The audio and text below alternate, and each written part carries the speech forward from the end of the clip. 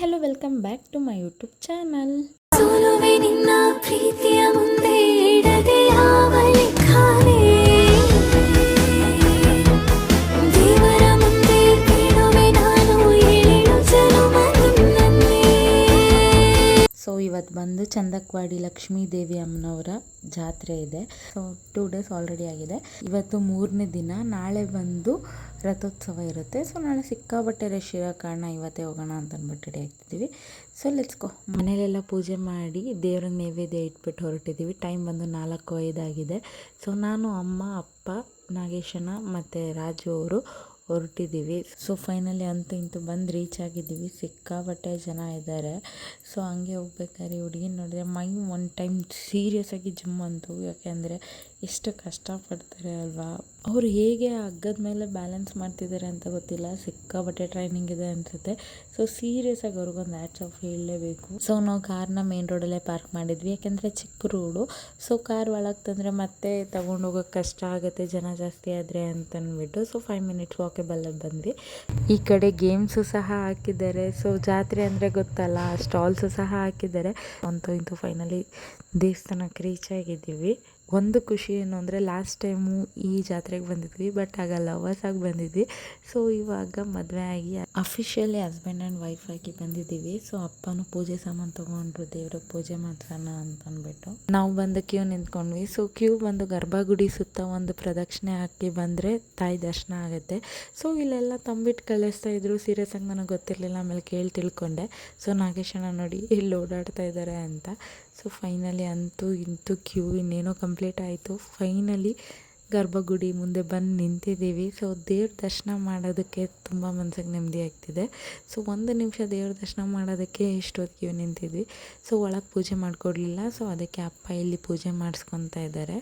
So finally ಅಂತೂ ಇಂತೂ ಲಕ್ಷ್ಮೀ ದೇವಿ ಅಮ್ಮನವ್ರ ದೇವಸ್ಥಾನದಲ್ಲಿ ಪೂಜೆ ಮುಗಿಸ್ಕೊಂಡು ಬಂದ್ವಿ.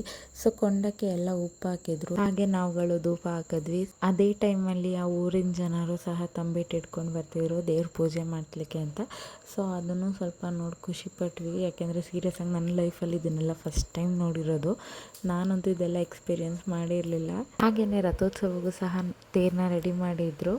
ಸೊ ಅದನ್ನೆಲ್ಲ ನೋಡ್ಕೊಂಡು ನಾವು ಹೊರಟಿದ್ದೇನೆ ಮಂಟೇಸ್ವಾಮಿ ದೇವಸ್ಥಾನಕ್ಕೆ. ಫೈನಲಿ ಅಂತೂ ಇಂತೂ ಮಂಟೇಸ್ವಾಮಿ ದೇವಸ್ಥಾನಕ್ಕೆ ರೀಚ್ ಆಗಿದ್ದೀವಿ.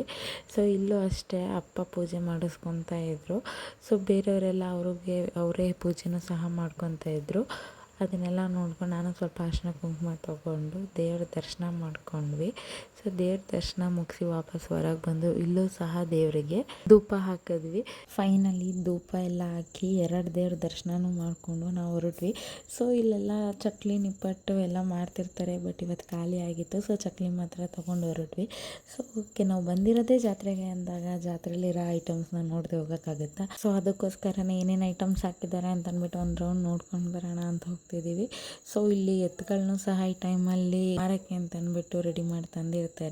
ಸೊ ತುಂಬ ಎತ್ತುಗಳು ಇದ್ದಿದ್ದ ಕಾರಣ ನೋಡ್ತಾ ಇದ್ವಿ. ಸೊ ಲೆಟ್ಸ್ ಗೋ, ನೀವು ನೋಡ್ಕೊಂಡು ಬನ್ನಿ ಎತ್ತುಗಳನ್ನೆಲ್ಲ. ಎಂಟರೆ ಬಂಟ ಇವನೇನೆ, ತೋಳಿಗೆ ತೋಳು ಕೊಡುತ್ತಾನೆ, ಇವನೆಂದರೆ ಶಿವನಿಗೂ ಇಷ್ಟಾನೇ.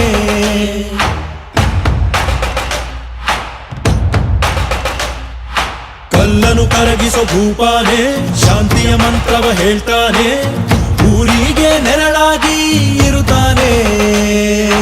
ತೊಡೆ ತಟ್ಟೋಗೆಲ್ಲ ಜಗಜಟ್ಟಿ ಮಲ್ಲ, ಸಾಮ್ರಾಟ ಇವನು ಸಾಟಿಯಾರಿಲ್ಲ. ಶತಕೋಟಿಗೊಬ್ಬ ಹೆಮ್ಮೆಯ ರಸ, ಇವನು ನಗಲು ಮಣ್ಣಿಗೂ ಹರುಷ. ಊರಿಗೆ ಇವನು ಚಿನ್ನದ ಕಳಶ, ಕೃಷ್ಣನ ಕರ್ಣನ ಹೋಲುವ ಮನುಷ. ಹರಿ ಹರಿ ಹರಿ ಮುಗಿಲೆತ್ತರ ಹರಿ ಶಿವನ ಹತ್ತಿರ ಮೆರೆಯುವ ನಂದಿ ನಂದಿ.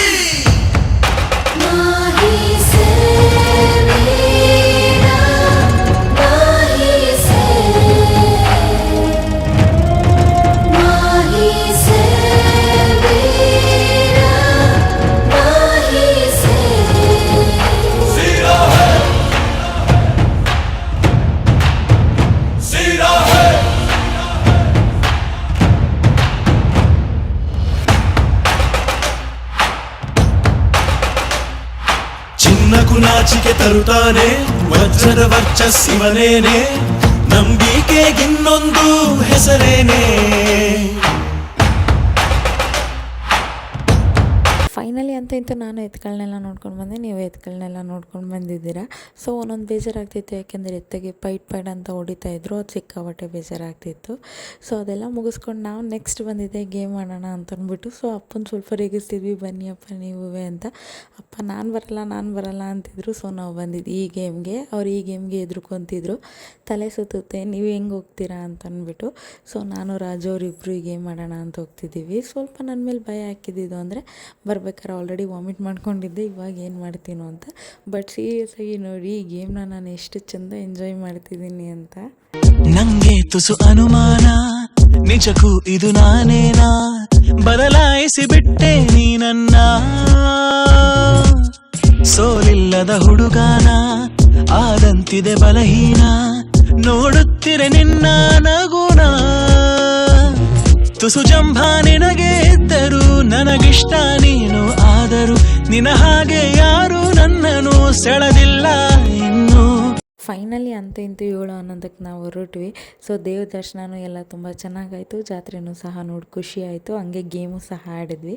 ಸೊ ಆ ಊರು ಬಿಟ್ಟು ಮುಂದೆ ಬರ್ತಿದ್ದಂಗೆ ಇನ್ನೊಂದು ಊರಲ್ಲೂ ಸಹ ಏನೋ ಹಬ್ಬ ಮಾಡ್ತಿದ್ರು. ಸೊ ಅವರು ಸಹ ನಾಟಕಕ್ಕೆ ಅಂತಂದ್ಬಿಟ್ಟು ಸ್ಟೇಜೆಲ್ಲ ಹಾಕಿದ್ರು ಆ್ಯಂಡ್ ಊರನ್ನ ಲೈಟಿಂಗ್ಸಲ್ಲಿ ಸಹ ಮುಳುಗಿಸಿದ್ರು. ತುಂಬ ಖುಷಿಯಾಯಿತು ಇದನ್ನೆಲ್ಲ ನೋಡಿ. ಸೊ ಫೈನಲಿ ಅಂತೂ ಇಂತೂ 8:50ಕ್ಕೆ ಮನೆಗೆ ರೀಚ್ ಆಗಿದ್ದೀವಿ. ಸೊ ಬರೋ ದಾರಿಲೇ ರಾಜು ಅವರ ಮಾವನ ಮನೆ ಇತ್ತು ಅಂತಂದ್ಬಿಟ್ಟು ಹೋಗಿದ್ವಿ. ಸೊ ಅವರು ಸಹ ಮದುವೆ ಆದಮೇಲೆ ಫಸ್ಟ್ ಟೈಮ್ ಬಂದಿದ್ದೀರಾ ಅಂತಂದ್ಬಿಟ್ಟು ಅರ್ಶಿನ ಕುಂಕುಮ ಕೊಟ್ಟು ಸೀರೆ ಕೊಟ್ಟರು. ಸೊ ಫೈನಲಿ ಅಂತೂ ಇಂತೂ ಇವತ್ತೊಂದು ದಿನ ಅಂತೂ ತುಂಬ ಚೆನ್ನಾಗಿತ್ತು. ಒಂದು ಖುಷಿ ಯಾಕೆ ಅಂದರೆ ಲಾಸ್ಟ್ ಟೈಮು ಲವರ್ ಆಗಿ ಆ ದೇವಸ್ಥಾನಕ್ಕೆ ಹೋಗಿದ್ವಿ, ಅದು ಇವ್ರ ಫ್ಯಾಮಿಲಿ ಜೊತೆನೇ. ಬಟ್ ಈ year officially husband and wife ಆಗಿ ಆ ದೇವಸ್ಥಾನಕ್ಕೆ ಹೋಗಿ ದರ್ಶನ ಮಾಡ್ಕೊಂಡು ಬಂದಿದ್ದೀನಿ, ಅದು ಇವ್ರ ಫ್ಯಾಮಿಲಿ ಜೊತೆನೇ. ಅದು ಒಂದು ಖುಷಿ ಆಯಿತು. ಆ್ಯಂಡ್ ನಿಜ ಸಿಕ್ಕಾಪಟ್ಟೆ ಜನ ಜಾಸ್ತಿ ಇದ್ದರು. ಸೊ ಎಷ್ಟೊಂದು ಜನ ಬಂದು ಅಲ್ಲೇ ಅಕ್ಕಪಕ್ಕ ಹೊಲಗಳಲ್ಲಿ, ದೇವಸ್ಥಾನ ಎಂಟ್ರೆನ್ಸಲ್ಲಿ, ಮೇನ್ ರೋಡ್ ಸೈಡ್, ಪಂಚಾಯತಿ ಆಫೀಸ್ ಆ ಥರದ್ರಲ್ಲೂ ಸಹ ಬಾಗಿಲಲ್ಲೇ ಮಲ್ಕೊತಿದ್ರು.